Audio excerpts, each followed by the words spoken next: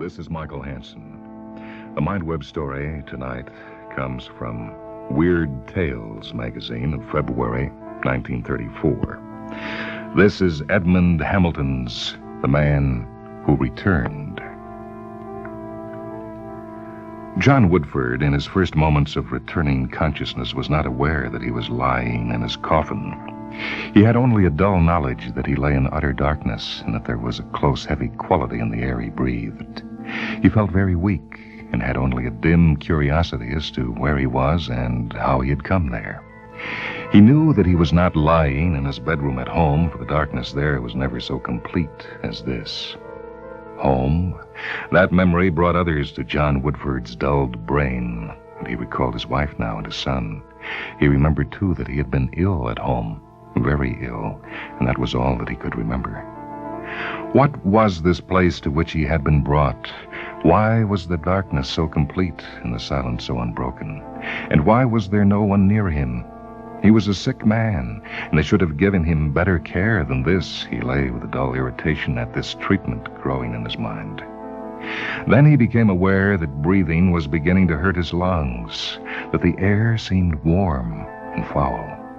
Why did not someone open a window? His irritation grew to such a point that it spurred his muscles into action. He put out his right hand to reach for a bell or a light button.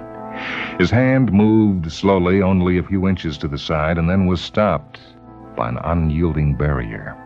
His fingers feebly examined it.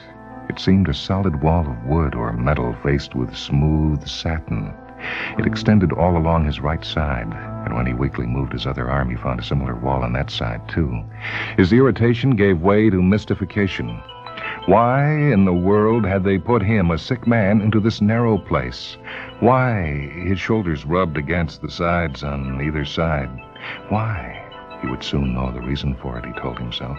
He raised up to give utterance to a call that would bring those in attendance on him. To his utter amazement, his head bumped against a similar silk-lined wall directly above his face. He raised his arms in the darkness and discovered with growing astonishment that this wall or ceiling extended above him from head to foot, like those on either side. He lay upon a similar silk-padded surface. Why, in the name of all that was holy, had they put him into a silk-lined box like this?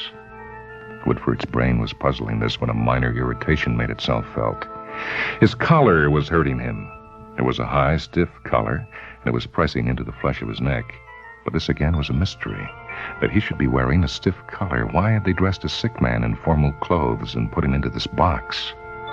Suddenly, John Woodford shrieked, and the echoes of his scream reverberated around his ears like hideous, demonic laughter. He suddenly knew the answer to it all. He was not a sick man anymore at all. He was a dead man. Or at least they had thought him dead and had put him into this coffin and had closed it. He was buried alive. The fears of his lifetime had come true. His secret, dark forebodings were hideously realized. From earliest childhood he had feared this very horror, for he had known himself subject to cataleptic sleeps hardly to be distinguished from death. He had had nightmares of premature burial. He had never told his wife or son of his fears, but they had persisted. They had inspired him to exact a promise that he would not be embalmed when buried and would be interred in his private vault instead of in the earth. He had thought that in case he were not really dead, these provisions might save his life. But now he realized that they only laid him open to the horrible fate he had dreaded. He knew with terrible certainty that he lay now in his coffin, in the stone vault in the quiet cemetery. His screams could not be heard outside the vault, probably not even outside the coffin. John Woodford went temporarily mad. He screamed with fear-choked throat, and as he shrieked, he clawed with hands and feet at the unyielding satin-covered surfaces around and above him. He beat upward as best he could upon the coffin's lid with his clenched fists, but the heavy fastenings held firm. He yelled until his throat was too swollen to give utterance to further sound. He clawed at the top until he broke his nails against the metal behind the silk padding. He raised his head and beat against the top with it until he fell back half-stunned. He lay exhausted for moments, unable to make further efforts. In his brain marched a hideous pageant of horrors. The air seemed much closer and hotter now, seemed to burn his lungs with each breath he inhaled. With sudden return of his frenzy, he shrieked and shrieked again. This would not do. He was in a horrible situation, but he must do the best he could not to give way to the horror. He had not many minutes left, and he must use them in the most rational way possible to try to escape this terrible prison. With this resolution, a little calm came to him, and he began to test his powers of movement. He clenched his fists again and hammered upward. This did no good. His arms were jammed so close against his body by the coffin's narrowness that he could not strike a strong blow, nor had he any leverage to push strongly upward. What about his feet? Feverishly he tried them, but found his kicks upward even less powerful. He thought of hunching up on his knees and thus bursting up the lid, but found that he could not raise his knees high enough, and that when he pressed upward with them against the lid, his feet simply slid away in the smooth silk of the coffin's bottom. Now the breaths he drew seared his lungs and nostrils, and his brain seemed on fire. He knew his strength was waning, and that before long he would lose consciousness. He must do whatever he could swiftly. He felt the soft silk about him, and the dreadful irony of it came home to him. He had been placed so lovingly in this death trap. He tried to turn on his side, for he thought now that he might use his shoulders to heave up against the lid. But turning was not easy in the cramped coffin, and had to be accomplished by a myriad little hitching movements, an infinitely slow and painful process. John Woodford hitched and squirmed desperately until he lay on his left side. He found then that his right shoulder touched the lid above. He braced his left shoulder on the coffin's bottom and heaved upward with all his strength. There was no result. The lid seemed as immovable as ever. He heaved again, despair fast filling his heart. He knew that very soon he would give way and shriek and claw. There was already a ringing in his ears. He had not many minutes left, and with the utter frenzy of despair, he heaved upward again with his shoulder.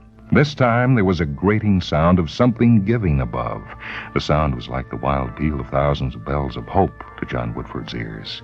He heaved quickly again and again at the lid. Paying no attention to the bruising of his shoulder, he pressed upward with every ounce of his strength.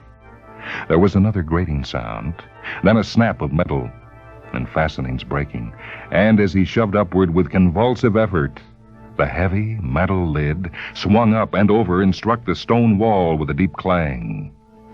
A flood of cold air struck him. He struggled up over the coffin's side, dropped a few feet to a stone floor, and lay in a huddled mass. It was many minutes before he had mastered himself and summoned enough strength to stand. He stood inside a little vault that held no coffin but his own. Its interior was in darkness, save for a dim shaft of starlight that came through a tiny window high up in one wall. John Woodford stumbled to the vault's heavy iron doors and fumbled at their lock. He had an uncontrollable horror of this place that had almost been the scene of his perishing. He worked frantically at the lock. He managed to turn its tumbler and shoot its bar, and then the heavy iron doors swung open. John Woodford stepped eagerly out into the night. He stopped on the vault's threshold, closing the doors behind him, and then looking forth with inexpressible emotions. The cemetery lay in the starlight before him as a dim, ghostly city of looming monuments and vaults. Little sheets of ice glinted here and there in the dim light, and the air was biting and it's cold. Outside the cemetery's low wall blinked the lights of the surrounding city. Woodford started eagerly across the cemetery, unheeding of the cold. Somewhere across the lights of the city was his home, his wife, and somewhere his son, thinking him dead, mourning him. How glad they would be when he came back to them, alive. His heart expanded as he pictured their amazement and their joy at his return. He came to the low stone wall of the cemetery and clambered quickly over it. It was apparently well after midnight, for the cars and pedestrians in sight in the suburban section were few. Woodford hurried along the street. He passed people who looked at him in surprise, and only after some time did he realize the oddness of his appearance. A middle-aged man clad in a formal suit and lacking hat and overcoat was an odd person to meet on a suburban street on a winter midnight. But he paid small attention to their stares. He did turn up the collar of his frock coat to keep out the cold, but he hardly felt the frigid air and the emotions that filled him. He wanted to get home, to get back to Helen, to witness her stupefaction and dawning joy when she saw him returned from the dead, living. As he reached the section in which his home was located, he glanced in the store window in passing and saw on the tear sheet calendar a big black date that made him gasp. It was a date 10 days later than the one he last remembered. He had been buried in the vault for more than a week. More than a week in that coffin. It seemed incredible, terrible. But that did not matter now, he told himself. It would only make the joy of his wife and son the greater when they found he was alive. To Woodford himself, it seemed as though he were returning from a journey rather than from the dead. As he hastened along the tree-bordered street on which his home was located, he almost laughed aloud as he thought of how amazed some of his friends would be when they met him. They would think him a ghost or a walking corpse, would perhaps shrink in terror from him at first. But that thought brought another. He must not walk in on Helen too abruptly. The husband she had buried 10 days ago must not appear too suddenly, or the shock might easily kill her. He must contrive somehow to soften the shock of his appearance. He must make sure he did not startle her too much. With this resolve in mind, when he reached the big house set well back from the street, Woodford turned aside through the grounds instead of approaching the front entrance. He saw windows lighted in the library of the house, and he went toward them. He would see who was there, would try to break the news of his return gently to Helen. He climbed silently onto the terrace outside the library windows and approached the tall casements. He peered in. Through the silky curtains, he could clearly see the room's soft-lit interior, cozy with the shelves of his books and with the lamps and fireplace. Helen, his wife, sat on a sofa with her back partly toward the window. Beside her sat a man that Woodford recognized as one of their closest friends, Curtis Dawes. Woodford heard Dawes speaking. "It was a long time, Helen, those years that I waited." She laid her hand tenderly on his. "I know, and you never said a word. I respected so your loyalty to John. John was a good husband, Kurt. He really loved me, and I never let him guess that I didn't love him, that it was you, his friend, I loved. But when he died, I couldn't feel grief. I felt regret for his sake, of course, but underneath it was a consciousness that at last you and I were free to love each other." "Darling, you don't regret that I talked you into marrying me right away? You don't care that people may be talking?" "I don't care for anything but you. John was dead. Young Jack has his own home and wife. There was no reason in the world why we should not marry. I'm glad that we did." In the darkness outside the window, a stunned, dazed John Woodford saw her lift an illumined face toward the man's. "I'm proud to be your wife at last, dear, no matter what anyone may say about us." Woodford drew slowly back from the window. He paused in the darkness under the trees, his mind shaken, torn. So this was his homecoming from the tomb.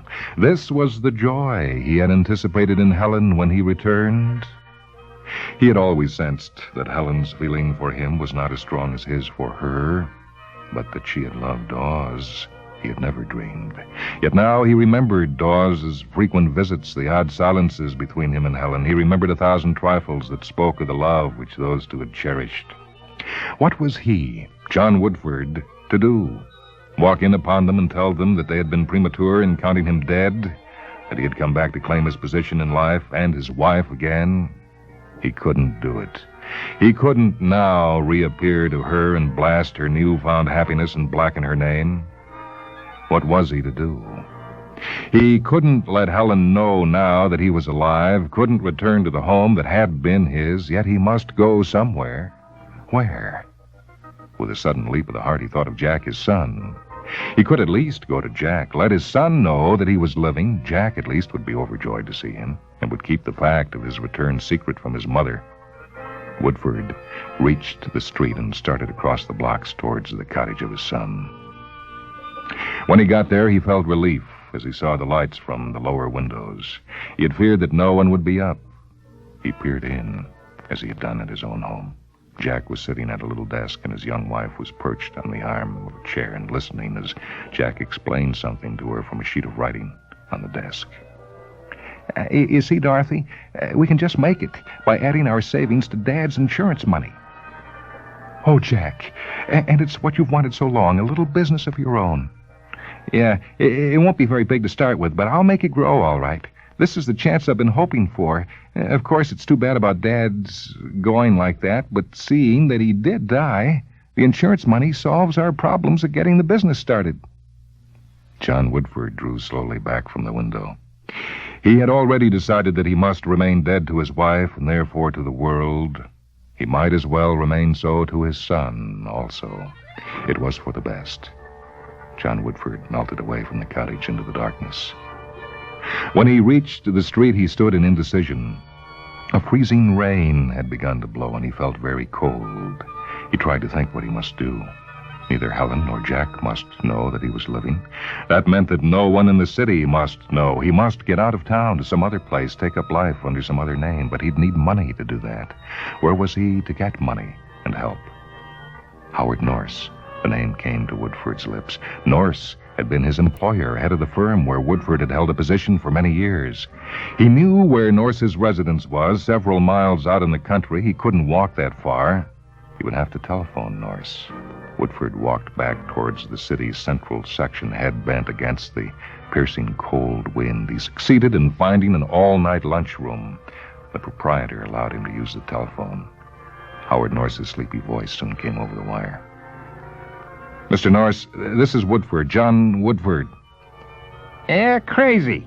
Woodford's been dead and buried for a couple of weeks. No, I tell you, it's John Woodford. I'm not dead at all. I'm as living as you are. If you'll come into town, you'll see for yourself. I'm not likely to drive to town at 2 in the morning to look at a maniac. Whatever your game is, you're wasting your time. Now listen, whoever you are. I was bothered long enough with John Woodford when he was living.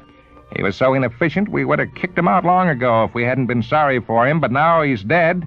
You needn't think you can bother me in his name. Good night. The receiver clicked in Woodford's unbelieving ear. He stared at the instrument. So that was what they had really thought of him at the firm, there where he'd always thought himself was one of the most highly valued employees. But there must be someone upon whom he could call for help, someone he could convince that John Woodford was still living, someone who would be glad to think he might be living. There was no one from whom he could get help, he saw. His paramount necessity now was to get out of the city, and to do that he must rely on himself. The icy blasts of the snow-laden wind penetrated through his thin coat. His hands were shaking with the cold, and he felt his body quivering, his teeth chattering. If he could only get out of the blast of the icy wind. His eyes sought desperately along the street for a hallway where he might shelter himself. He found a deep doorway and crouched down inside it out of the wind and driving snow. But hardly had he done so when a heavy step paused in front of him and a nightstick rapped his feet smartly. An authoritative voice ordered him to get up and go home. Woodford did not try to explain to the policeman that he was not a drunken citizen fallen by the way.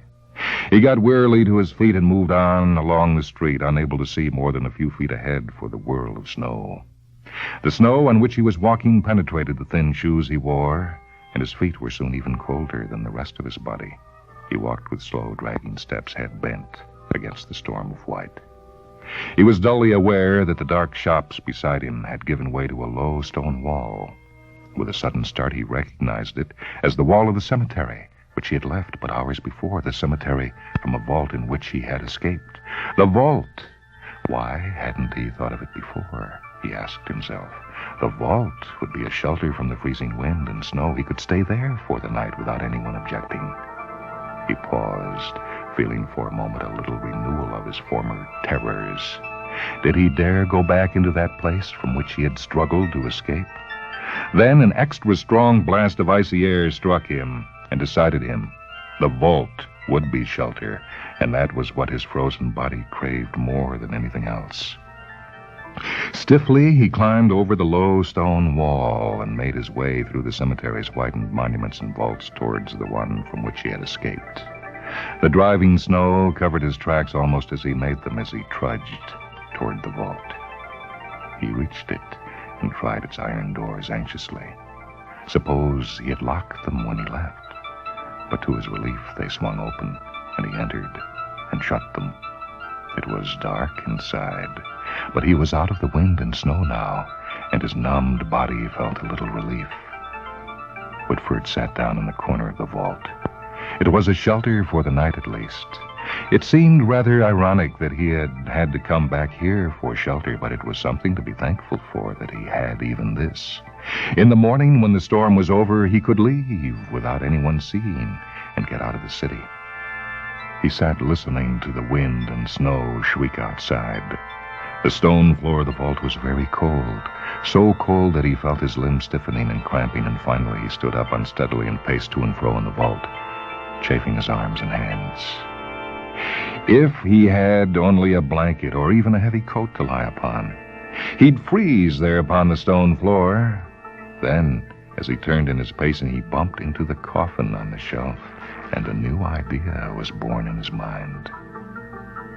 The coffin, why, the interior of it was lined with silk and satin padding. It would be warm in the coffin.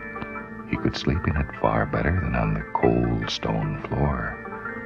But did he dare to re-enter it? Again, John Woodford felt faintly the former terrors he had experienced when he had awakened in the coffin. But they meant nothing, he told himself, nothing. He would not be fastened in this time, and his frozen flesh yearned for the warmth of the coffin's lining. So slowly, carefully, he climbed up and lowered himself into the coffin and stretched out. The silk and padding he sank into had a grateful warmth. He lowered his head upon the soft pillow with a sigh of relief. Ah, this was much better. He experienced an almost luxurious comfort now. But after he had lain for a little while, he felt that the top of his body was still cold, where the cold air came in to the open coffin's top. That cold air entering kept him from being completely warm. If the lid above him were just closed to keep out the cold air. He reached up and got the edge of the heavy metal lid, and then let it down upon himself.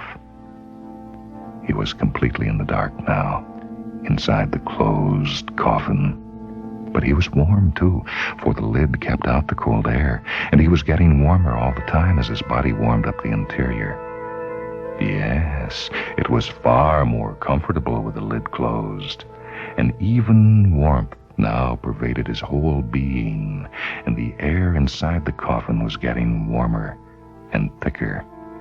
He felt a little drowsy now as he breathed that warm air, felt luxuriously sleepy as he lay on the soft silk. It was getting a little harder to breathe somehow as the air became thicker. He ought really to raise the coffin lid and let in some fresh air. But it was so warm now, and the air outside was so cold, and he was more and more sleepy. Something dim and receding in his fading consciousness told him that he was on the way to suffocation. But what if he was his sleepy thought. He was better off in here than back in the world outside. He had been a fool ever to fight so hard before to get out of this warm, comfortable coffin, to get back to that outside world. No, it was better like this, the darkness and the warmth and the sleep that advanced. Nobody would ever know that he had awakened at all, that he had been away from here at all. Everything would be just as before, just as before. And with that comforting assurance, John Woodford was swept farther and farther down the dark stream of unconsciousness, from which, this time, there would be no returning. You have heard The Man Who Returned, a story by Edmond Hamilton, which appeared in the February 1934 edition of Weird Tales magazine. This is Michael Hansen. Technical production for this broadcast by Rich Grody. MindWebs is produced at WHA Radio in Madison, a service of University of Wisconsin Extension.